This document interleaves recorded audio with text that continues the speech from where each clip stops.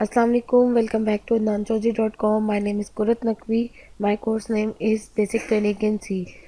अब तक मैं आपको बता चुकी हूँ कि स्ट्रिंग्स को मैनिपुलेट वगैरह कैसे कर सकते हैं, असाइनमेंट्स उनकी कैसे की जा सकती हैं, अर्थमेटिक ऑपरेशंस को कैसे यूज़ कर सकते हैं.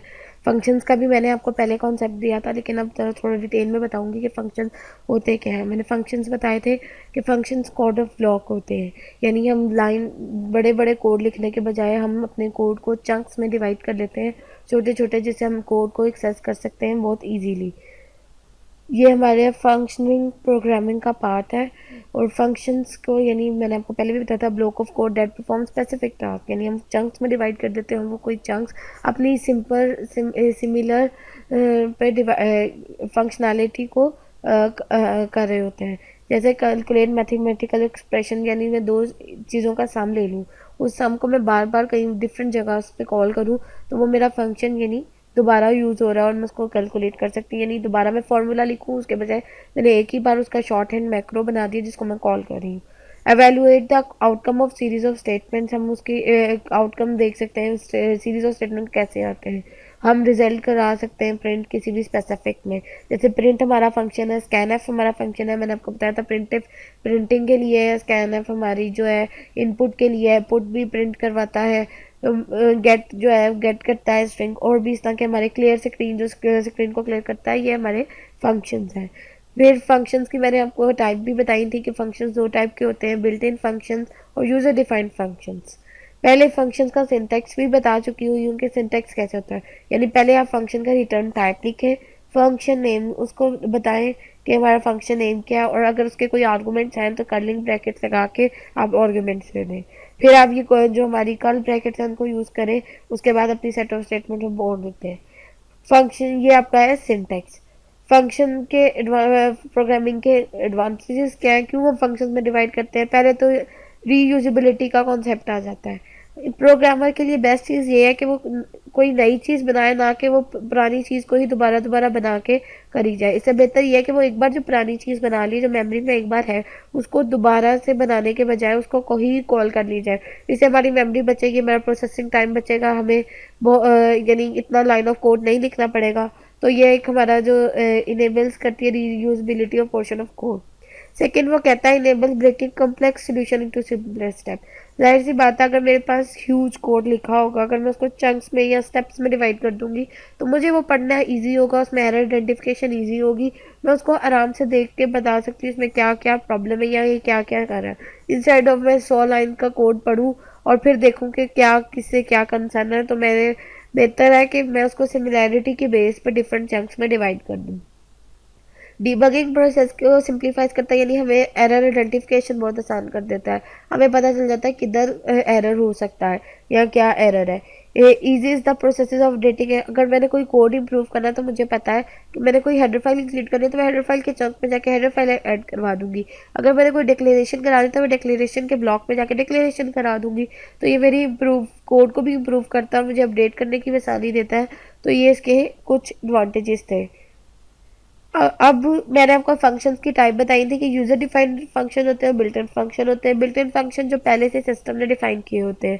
दूसरे होते हैं यूजर डिफाइंड फंक्शन जो हम डिफाइन करते हैं, जिनका सिंटैक्स क्या होता है, रिटर्न टाइप, फंक्शन नेम, कोई भी आर्गुमेंट लिस्ट और सेट ऑफ ब्लॉक्स. अब उन फंक्शंस को अगर हम वेरिएबल्स पास करें, यानी फंक्शंस कोई से बॉडी है, उसके अंदर हमें पास तो कुछ ना कुछ करना है. तो अब हम इसमें देखेंगे कि कैसे हम वेरिएबल्स को फंक्शंस में पास करते हैं. जैसे पहले इसमें सबसे पहली चीज़ ये है कि पैरामीटर्स और आर्गुमेंट में फ़र्क पता होना चाहिए. पैरामीटर और आर्गुमेंट्स क्या है. फंक्शंस आर मीनिंग प्रोग्राम, जैसे मैंने आपको बताया शॉर्ट हैंड्स प्रोग्राम्स होते हैं ये, विच में और मे नॉट यू एक्सटर्नल, या तो वो एक्सटर्नल डाटा यूज़ कर सकते हैं या नहीं कर सकते. और पैरामीटर क्या है, वो वेरिएबल्स हैं जो एक्सेप्ट करते हैं एक्सटर्नल डाटा. यानी अगर मैं किसी प्रोग्राम को कोई बाहर से वैल्यू, जैसे एक प्रोग्राम एरिया कैलकुलेट कर रहा है, तो एरिया कैलकुलेटर उसको लेंथ और विड्थ चाहिए, तो लेंथ और विड्थ मैं उसे पास करूंगी यूजर से इनपुट लेके. तो ये एक्सटर्नल डाटा मैं एक फंक्शन को पास कर रही हूँ. तो ये जो मैं पास कर रही हूँ वो मेरा पैरामीटर, और जो उसको ले रहा है वो आर्गूमेंट्स है. और arguments are the data pass on that function. अब आपको यहाँ एग्जाम्पल पता चलेगी. Function without parameters. अब function that does not use external data, तो वो हमारा क्या होता है, पैरामीटर्स जो नहीं यूज करे वो. वॉइड ऐड नंबर्स का एक फंक्शन है मेरा, जिसकी डाटा नल टाइप है फ्लोट, उसका दो इंटीजर है 2.43 और उनको सम करा रही हूँ और प्रिंट करा रही हूँ। और ऐड नंबर की अब तक मैंने आपको बताया पैरामीटर्स और उसका फंक्शन का बता रही थी, आर्गुमेंट्स का। अब इस तरह तो कुछ जा नहीं रहा था, तो इसमें मैंने यहाँ ऐड नंबर्स में मैं कुछ पास नहीं करी, सिंपल उसके फंक्शन को कॉल करें जो सम कैलकुलेट कर रहा है और उसे प्रिंट करा रहा है। देखूँ तो आप function dot use external data, यानी जो कोई एक्सटर्नल डाटा यूज़ करेगा तो वो मेरे फंक्शंस हैं। अब दो चीज़ों का सम दिया, अब मैं यहाँ उसको 2.6 और 4.2 एक्सटर्नल डाटा पास कर रही हूँ, जो उसको लेके उनकी वैल्यूज़ को लेके एक्सेप्ट करके आगे कैलकुलेट कर रहा है। तो ये मेरे फंक्शन विद पैरामीटर, यानी function with parameter, function with without parameters, ये आपके फंक्शंस के आगे थे। रिटर्निंग डाटा फॉर्म फंक्शन, यानी returning type, return versus no return, यानी हम कहीं इंटर जगह कहीं रिटर्न टाइप लगाते हैं, कहीं नहीं लगाते। जो मिनी प्रोग्राम जो हमारे कोई रिजल्ट रिटर्न करें तो उनकी रिटर्न टाइप होगी, वो रिक्वायर्ड होगी, और अगर हम कोई रिजल्ट रिटर्न ना करें तो उनका फंक्शन टाइप वॉइड होगा। Void as a null use करता है, इसकी कोई वो इसका देखते ही पता चल जाता है ये कोई चीज़ एक्सेप्ट नहीं कर रहा, एक्सटर्नल चीज़। और नो रिजल्ट इज रिटर्न, यानी अगर मैं सपोज को मैं कोई इसमें इस फंक्शन की एग्जांपल देखूं तो x इज इक्वल टू 2.4 और float y is equal to 3 and result x plus 5, तो इसमें कोई भी चीज़ जो है मैं दोबारा से जो है प्रोड्यूस नहीं करी, कोई चीज़ रिटर्न नहीं करी, वो ऑटोमेटिकली फंक्शन को कॉल गई है। फंक्शन को कॉल जाते हुए उसने आगे उसको ये कोड कर दिया है, ये जो है। और अगर रिजल्ट रिटर्न की बात है तो यहाँ इसको रिजल्ट रिटर्न करके अगर मैं फिर प्रिंट करा रही हूँ, जैसे यहाँ मैंने फंक्शन कॉल भेजी 2.6 को 4.2 को भेजा इधर, इसने इस कोड ब्लॉक में आके रन हुआ, रन होने के बाद वो यहाँ आ गया, उसके बाद इसने रिटर्न कर दिया रिजल्ट को, यानी अब कंट्रोल रिजल्ट के पास आ गया। अब रिजल्ट के बाद जो स्टेटमेंट्स होंगी वो एग्जीक्यूट होंगी, तो ये हमारा है रिजल्ट इज रिटर्न। रिकर्जन क्या होती है? रिकर्जन बहुत ही इम्पॉर्टेंट और डेंजरस टॉपिक है हमारा। रिकर्जन होती है रेपिटेंस। रेपिटेंस आप कितनी ज़्यादा रेपिटेशन आप लेके चल रहे हो वो आपको बताता है। यानी रिकर्जन क्या है कि एक कोड को मैं दोबारा उस कोड में डिवाइड करूं, यानी कॉल करूं, तो वो मेरी रिकर्जन है। जैसे आप ये चंक ऑफ ब्लॉक देख सकते हैं, wide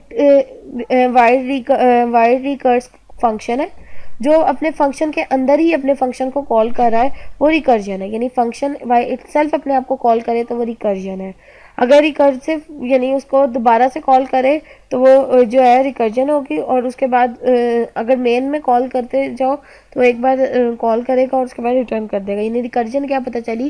function call by itself, यानी एक फंक्शन दूसरे फंक्शन अपने फंक्शन को ही कॉल करता जाएगा तो वो रिकर्जन होगी। रिकर्जन एंड रिकरेंस में फ़र्क। Recursion is the process with function call by itself, यानी फंक्शन अपने ही आपको कॉल करे वो रिकर्जन है। Based on recursion relationship in mathematics, for example अब मैथमेटिक्स में हम देखते हैं a n is equal to a n minus one a n minus two. मेरे पास इनिशियल वैल्यू होना ए जीरो और ए वन की वैल्यू पता होनी जरूरी है। अगर ये है तो मैं ए टू भी निकाल सकती हूँ, ए थ्री भी निकालती हूँ। सपोज इधर मेरा पास ए वन है, ए वन जीरो है, जीरो माइनस वन वन आ गया, one plus a n minus यानी zero minus two, one minus minus one minus three आ गया, यानी थ्री आ गया। इस तरह हमारी इनकी वैल्यूज़ कैलकुलेट होती जाएंगी। यानी एक फंक्शन दूसरे फंक्शन को कॉल करे तो वो रिकर्जन है, और उसके प्रोसेस को हम रिकर्जन्स कहते हैं। Recursive function, function call itself by recursion, तो वो होगा ऑटोमेटिकली। जैसे ये हम यूज़ कहाँ कर सकते हैं? जैसे हमें फिबोनाची नंबर्स, फिबोनाची सीरीज लेनी होती है फैक्टोरियल फाइंड करने, यानी 5 का फैक्टोरियल है तो हमने 5 को फैक्टोरियल को दोबारा कॉल की तो 4 फिर 3, क्योंकि 5 multiply by 4 multiply by 3 multiply by 2 multiply by 1, तो उसको दोबारा कॉल करना पड़ा, तो ये रिकर्सिव कॉल है। और रिकर्सिव कॉल है। इसकी इम्प्लीमेंटेशन मैं आपको भी दिखाती हूँ। उससे पहले आपके लिए दूसरा चैलेंज है जो अब तक हमारे कोर्स में आपको दिया गया है।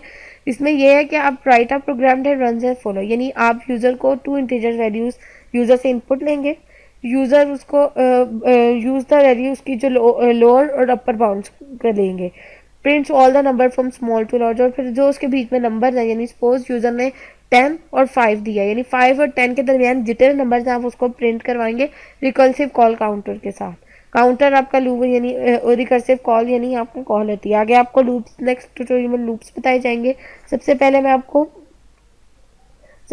मैं आपको बताऊंगी कि रिकर्सिव फंक्शन क्या था। ये मेरे पास एक फंक्शन है जो रिकर्सिव कॉल भेज रहा है और फैक्टोरियल को कैलकुलेट करनी है। फंक्शन है, इंट नंबर आ रहा है उसके पास कोई, ये पैरामीटर आ जाएंगे पैरामीटर फंक्शन के।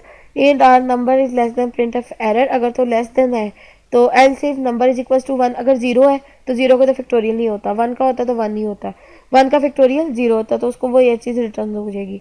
तो अब आगे जिस तरह नंबर है देखें, फंक्शन ही मेरा मेन फंक्शन है और आगे उसको फंक्शन ही अपने फंक्शन को कॉल कर रहा है, यानी से रिकर्सिव कॉल आ रही है। यानी अगर मैंने नंबर 5 लिया है उसका फैक्टोरियल मेरे पास क्या आएगा, फैक्टोरियल को यहाँ इसको कॉल चलेगी, फैक्टोरियल के नंबर को अगर तो ग्रेटर देन 0 है तो उसको कॉल चलेगी, तो मैं उसको रन करूँगी तो आपको पता चलेगा 5 का फैक्टोरियल जो होता है हमारे पास 120 होता है। तो वो एज इट इज़ हमें, अगर मैं 4 होता तो 4 का फैक्टोरियल आ जाता, 3 किसी का भी आप इस तरह फैक्टोरियल कैलकुलेट कर सकते हैं। आप यूजर से इनपुट लेके उसको पास कर सकते हैं और उसका फैक्टोरियल कैलकुलेट कर सकते हैं, लेकिन आपको ये ज़रूरी है कि रिकर्सिव फंक्शंस की पहचान होनी चाहिए। Recursive function as it is function ही नेम पे होता है, उसके सिग्नेचर तक सेम ही होते हैं। सिग्नेचर यानी उसके सिंटेक्स, उसका आर्गूमेंट्स, जो पैरामीटर्स वो ले रहा होता है वो उसका सिग्नेचर कहलाता है। होप सो आपको ये फंक्शंस के बारे में अब काफ़ी आइडिया हो चुका होगा, आप अपने फंक्शंस बना भी सकते हैं।